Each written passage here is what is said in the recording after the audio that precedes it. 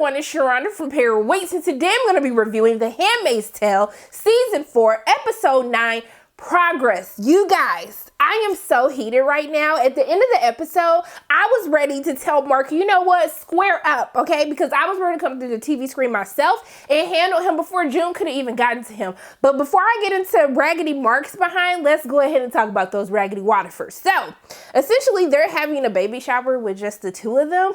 To whoever got the baby that Raggedy Commander outfit, I don't like you, okay? I was just like, why would you even want this child to be like its Raggedy dad? Fraggedy, I don't know why, but I guess it is what it is. And so he's, Serena is still kind of like, I really don't want nothing to do with you, but you are my best case scenario at getting out. And so he basically is trying to cheer her up and says, hey, read this card. They're saying that we're beacons of hope. And she was like, oh, so I can read it now since nobody's around, because the women can't read or write.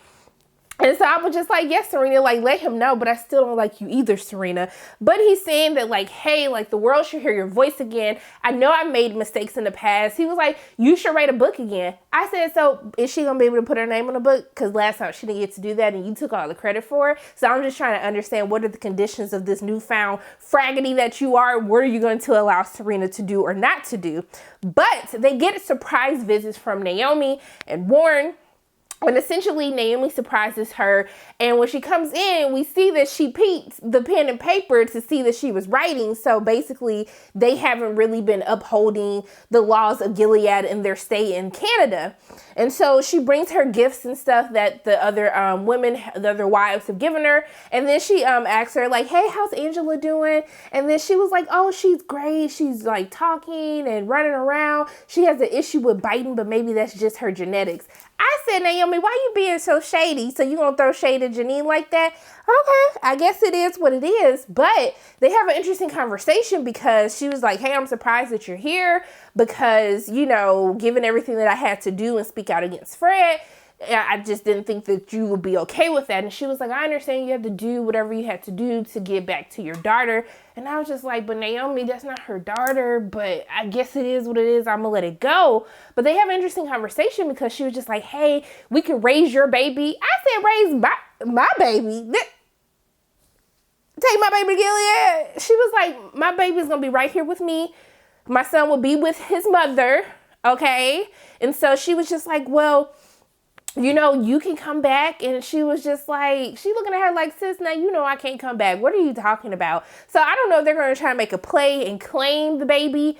But the conversation that Warren had with Fred was really hilarious to me because he brings some Cuban cigars, for the celebrate that, she's going to have a baby. But when he basically says like, hey, are there any negotiations taking place for me? And he was like, negotiations? For what? We ain't negotiating for you. We ain't exchanging nobody for you. We are not about to set a precedent. He was like, it's going to lead to more kidnappings. And I was just like, Fraggedy, they don't care about you. They going to leave you here to rot.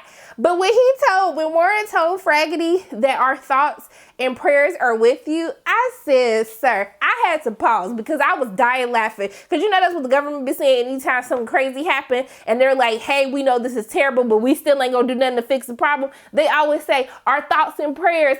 Keep your thoughts and prayers. So the Waterfords, they basically have to come up with a plan on what's going to happen. And he was just like, hey, I'm going to do whatever it takes to protect my family. And she was like, Houseway, you ain't got no power. What power you got from here? What are we going to be doing? We are prisoners.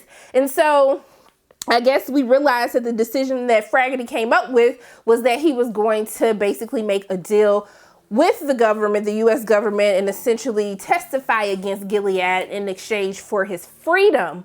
But we do have to talk about Janine. So we know that Janine got captured, and we know that June ends up finding out about Janine from her conversation with Commander Lawrence. But we see that there is a new handmaid on the block. They have turned Mrs. Keys, played by McKenna Grace. Her name is now Esther. She is now a handmaid. That is her punishment for helping the other handmaids escape. So we see that she's refusing to eat. And so she's becoming a problem for Aunt Lydia. And they're basically trying to figure out what to do with her. I thought it was really weird. Not weird, I guess you could say symbolic, but how they had all of the aunts sitting like as if like the Last Supper, how they had them sitting out and eating dinner, and Janine is serving them, and they're trying to figure out like what to do with Esther. And so they were like, well, I mean, we could just put a feeding tube in her, and she don't need a tongue. We could just cut her tongue out. I was like, wow, y'all just gonna cut the girl's tongue. Like, dang, even Janine she couldn't even hold it in. They were like, baby, go to the kitchen while we try to figure out this punishment. I was just like, the way y'all so nonchalantly eating, talking about you're gonna cut people's tongues out and give them feeding tubes. I was just like, I don't understand. But the aunts, they had some words for Aunt Lydia, because they were like, hey, you can't just keep Janine here. Like, she needs to get a new assignment.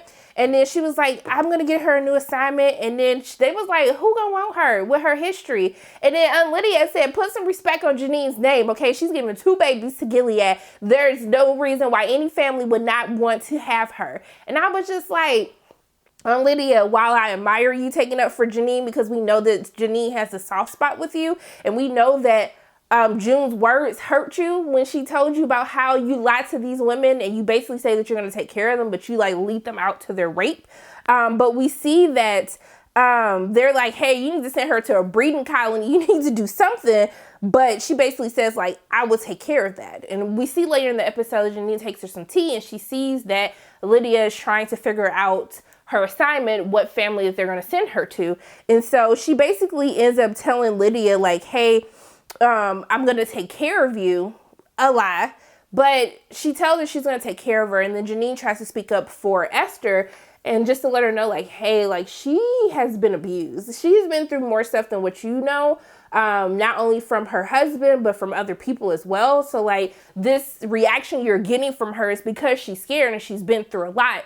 And so she tells her, like, hey, I'll hold off on the correction. And then she tells her maybe you should go talk to her and let her know what could happen to her in order to get her to play nice, so we don't have to do all of this. And so we see that she takes her breakfast, and, you know, she tells her, you know, she made it to Chicago, and this gives her hope.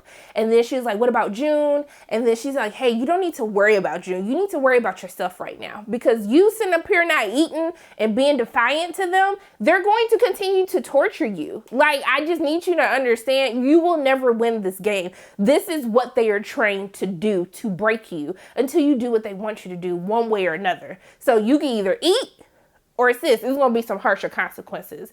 And so to see the fear in her eyes, to see her crying, it was so heartbreaking, because, I mean, knowing her story from the beginning of the season, I'm happy they kind of picked back up, because I was like, so we just not going to talk about Mrs. Keys no more? But we see that she ends up getting her to play nice, because she's like, I want you to be here when things get better. Like, you need to be here and be yourself for that to happen. And so Aunt Lydia looking like, she's looking at the other aunts like, y'all was sitting up here hating on Janine, and look what Janine did. But I don't know what they had planned, because, you know, Mrs. Keys, aka Esther, she don't play no games. So I don't know what she's going to do. I guess we'll have to see what happens.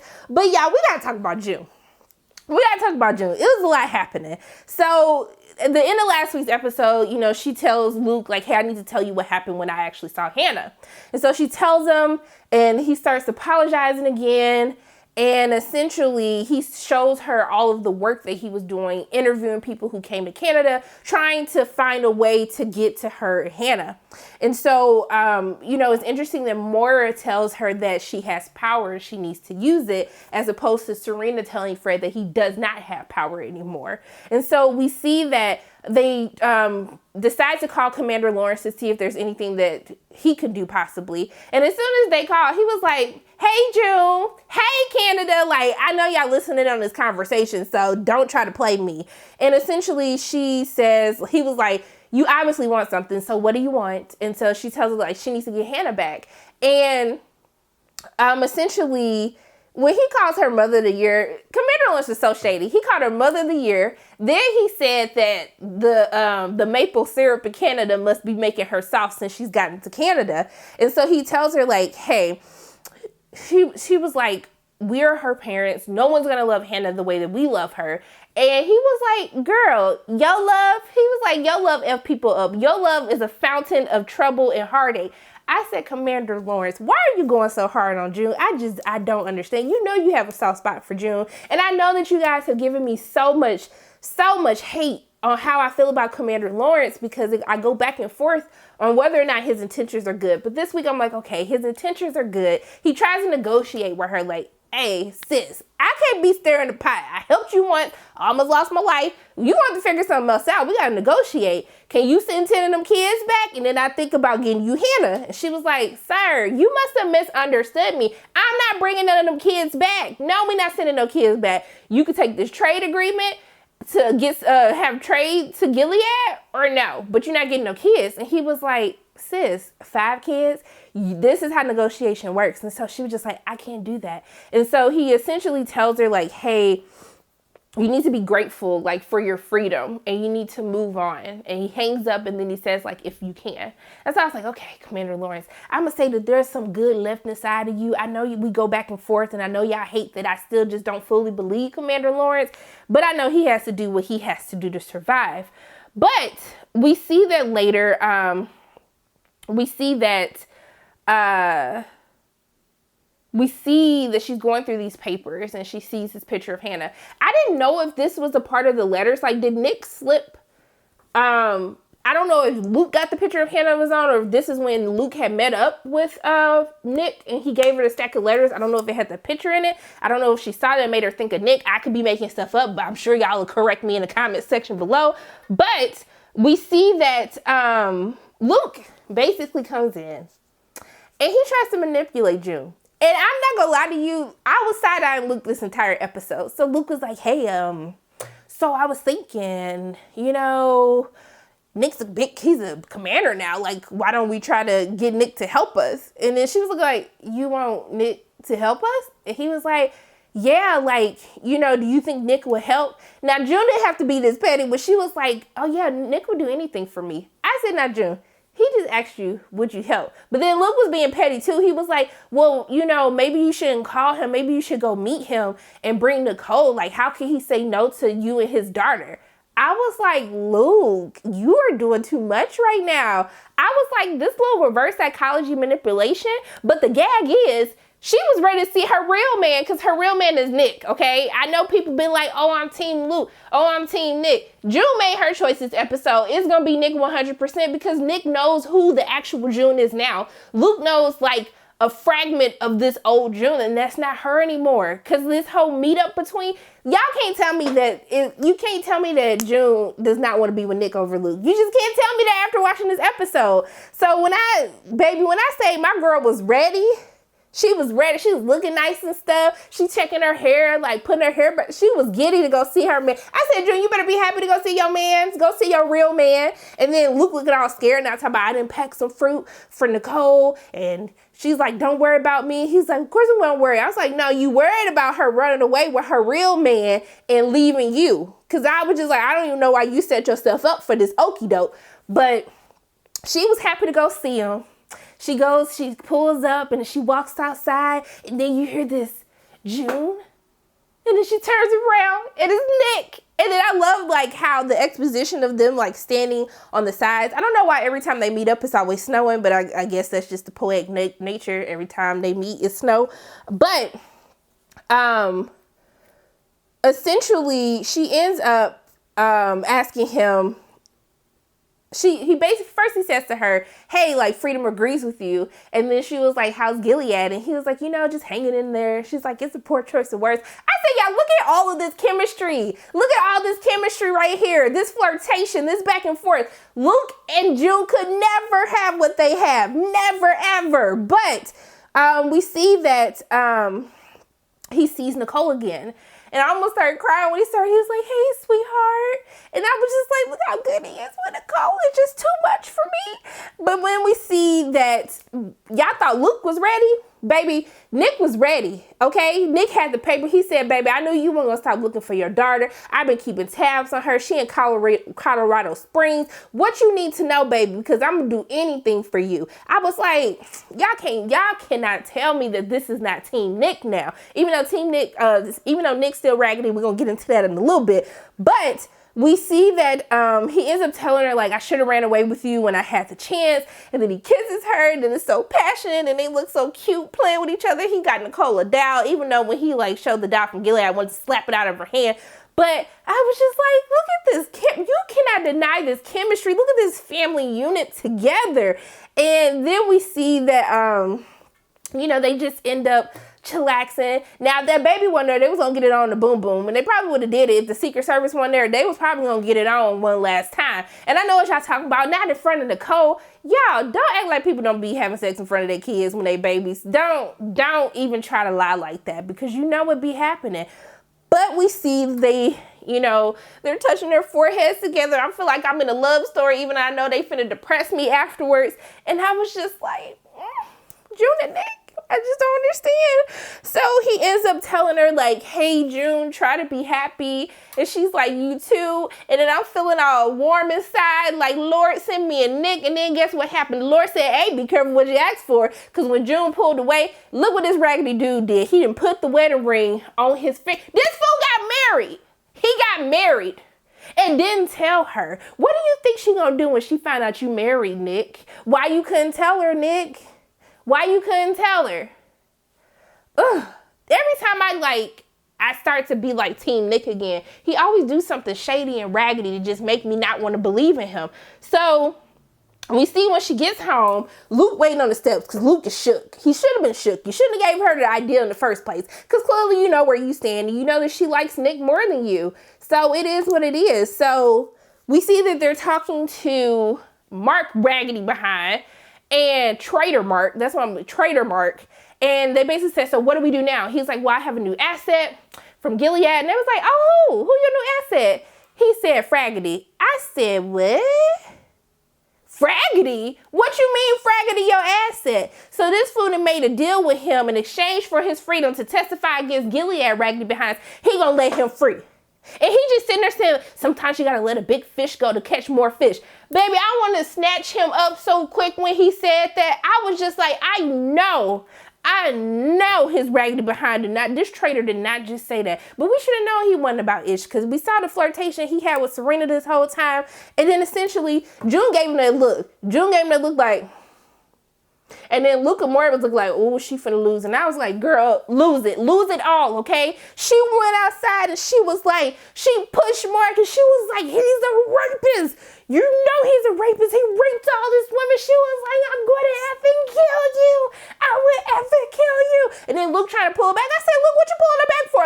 Let her go ahead and attack Mark. He deserves it. Like, what you holding her back for? You need to be punching him too. Are you serious right now? And then Mark looking all shook like, no, sir. Are you like, ugh. I felt it in my spirit when she said that she was going to kill him.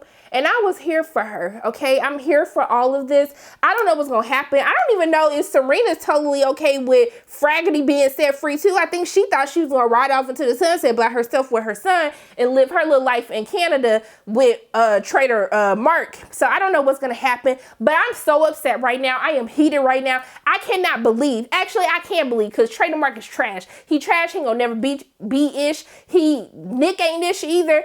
Ain't nobody Ish in this episode but June, because I can't take it. So I don't know what the heck is going to happen. It's the finale coming up next week. I don't know what I'm going to do. It's just too much. But y'all, this is a good episode. You can't tell me this has been a really fantastic season. I'm not going to lie to y'all. This season has been great. So I need to know what's going to happen in this trial next week. I'm going to be on time with my review. Not like last time. I promise I'm going to get it to y'all early, okay?